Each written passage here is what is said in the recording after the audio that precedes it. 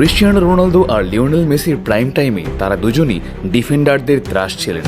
ডিফেন্ডাররা রীতিমতো ভয় পেতেন, আর বার্সা বা রিয়ালের বিপক্ষে খেলার আগে বলাই বাহুল্য তাদের ঘুম হতো না।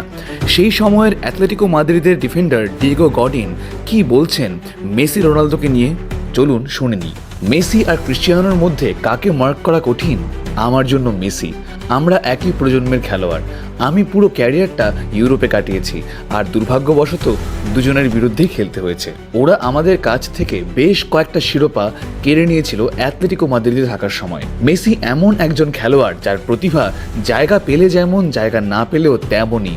সে যেভাবে ঘুরে দাঁড়াতে পারে, প্রতিপক্ষ যে কাটিয়ে যেতে পারে, খেলার ভিশন বুঝতে পারে, সব কিছুতেই সে আলাদা, সত্যি আলাদা। কখনো কখনো তাকে ধরাই যায় না।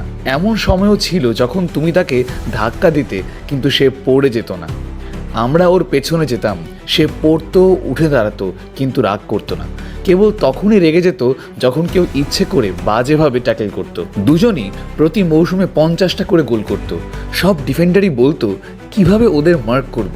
রোনালদোর ক্ষেত্রে ব্যাপারটা হলো, যদি তুমি তাকে কাছ থেকে মার্ক করো, তাকে গতি তুলতে না দাও বা বক্সে ঢুকতে না দাও, তাহলে তাকে কিছুটা থামানো সম্ভব। কিন্তু মেসি সব সময় কোনো না কোনো উপায় বের করত, কারণ সে মাঠ জুড়ে ঘুরে বেড়াতো, লাইনের ফাঁকে ফাঁকে পাস দিত, সুযোগ তৈরি করত। সে বাম দিক দিয়ে কিংবা ডান দিক দিয়েও প্রতিপক্ষকে কাটিয়ে যেতে পারত।